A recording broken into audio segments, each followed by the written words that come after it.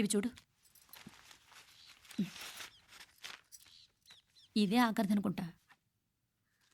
మా ఇది ఓపెన్ కూడా చేసినట్లేదు. ఏంటి ఓపెన్ చేయలేదా?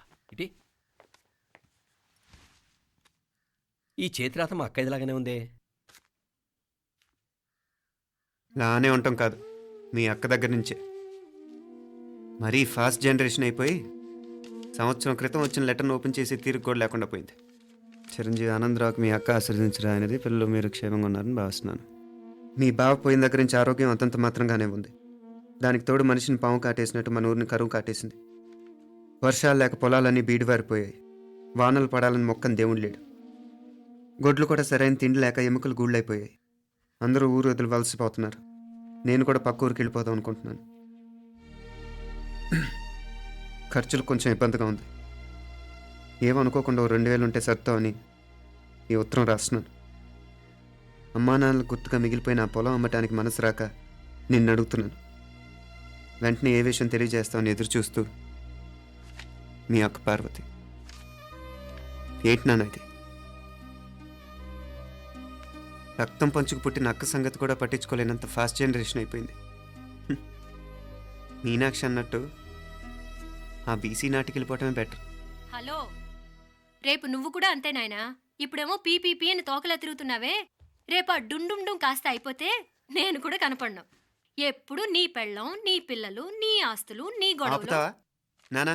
దీని ముక్కుకు తాడేయాలంటే మీ అక్కంటే మంచి సంబంధాలు చూస్తాను కదా. ఎక్కడున్నా తను నేను తీసుకొస్తాను. తన్ని తీసుకొస్తావా? తన్ని తీసుకొస్తాను.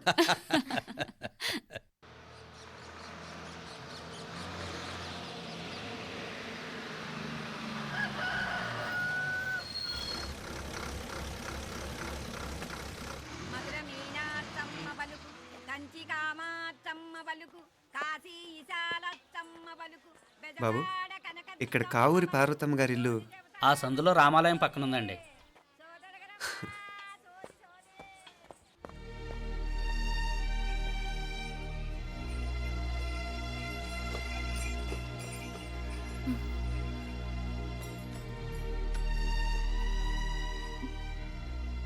తమ్ముడు?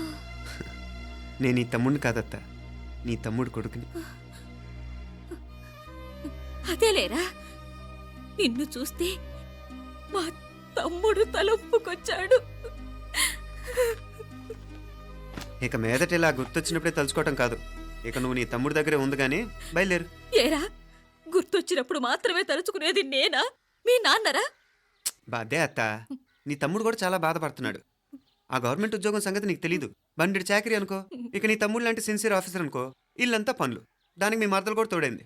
ఇద్దరు బిజీ బిజీ. చదువులతో మేం బిజీ. మా ఇల్లంతా బిజీ బిజీ. ఇక మా ఊరు సంగతి అయితే మొత్తం గజిబిజీ. ఎవరెంత బిజీ అయినా తోబుట్టుల మధ్యన బిజీ అనే మాట రాకూడదని నేను వచ్చాను. నా మంచి అత్తే కదూ, మనసులో ఏం పెట్టుకోకుండా బయలుదేరు.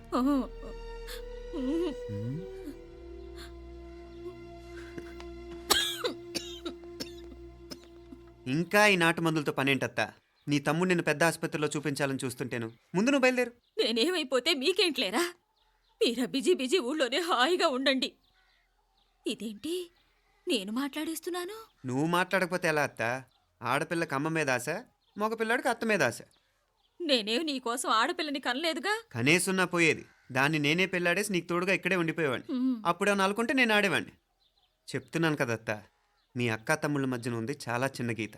మన ఇంట్లో పెద్ద దిక్కు నువ్వే కదా. నీ తమ్ముడే మీనాక్షికి దగ్గర సంబంధం చూస్తే బాగుంటుంది అంటున్నాడు. ఆ మంచి చెడ్డ చూడాలంటే మాకు నువ్వు తప్ప ఇంకెవరున్నారు చెప్పు? మీనాక్షికి సంబంధాలు చూస్తున్నారా? ఇంకా చూడలేదత్తా. నీ తమ్ముడు నీకే అపనప్ప చెప్పాలనుకుంటున్నాడు. అట్టయితే ఆ బూరుగు పల్లెల సంబంధం మాట్లాడేస్తే సరి. ఏ బూరుగు పల్లెలు? అదేరా, కుర్రాడు కూడా బాగా చదువుకున్నాళ్లే, ఇంద్రవల్లిలో ఉంటారు. అయితే మనం హైదరాబాదు. నా తమ్ముడి కూతురు పెళ్లి నేను కాక మరెవర్రా చేసేది? నేను బండి కట్టించుకుంటారా? కొంచెం ఆగరా, ఏదైనా తిని వెళదు. తర్వాత తింటానత్తా. నువ్వు ముందు రెడీ రెడీ అవు.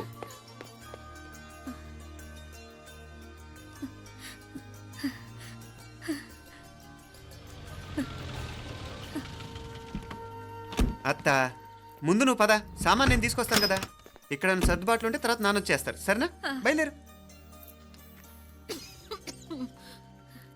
వస్తానమ్మా. వెళ్ళరామ్మా. సావిత్రమ్మా వస్తానమ్మా. మంచిదమ్మా.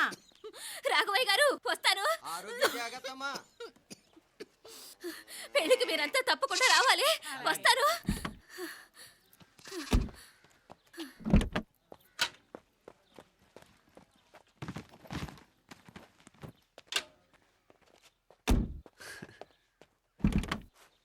జరుగత్తా, జరుగు. అత్త, అత్త,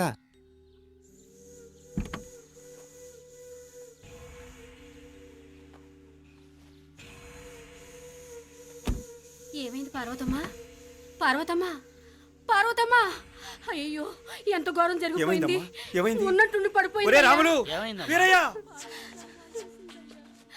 అరే కొండయ్య, పార్వతం చచ్చిపోయిందిరా. అయ్యో, ఎంత పని జరిగింది? ఇన్ని రోజులు తమ్ముడు తమ్ముడు అని కలవరించింది. ఆ తమ్ముడు రమ్మని పిలిచినప్పుడే ఆ దేవుడు కూడా పిలుపునిచ్చాడు. పాపం.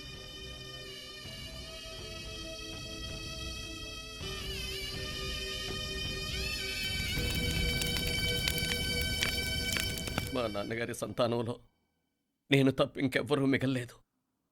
అయిన వాళ్ళందరూ వెళ్ళిపోవటంతో మీరందరూ ఉన్నా కూడా నాకంటూ ఎవ్వరూ లేరనిపిస్తోంది.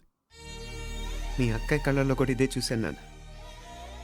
కాకపోతే తను పోయాక నువ్వు ఎవరు లేరని ఫీల్ అవుతున్నావు.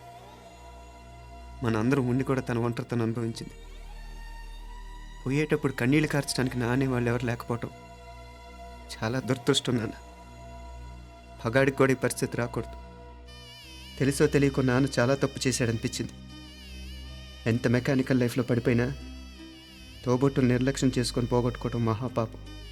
కళ్ళు తెరుచుకొని చూస్తున్నట్టుగానే పోయిన అత్తయ్య చివరి చూపు ఈ విషయాన్ని శాశ్వతంగా నాకు గుర్తుండిపోయేలా చేసింది.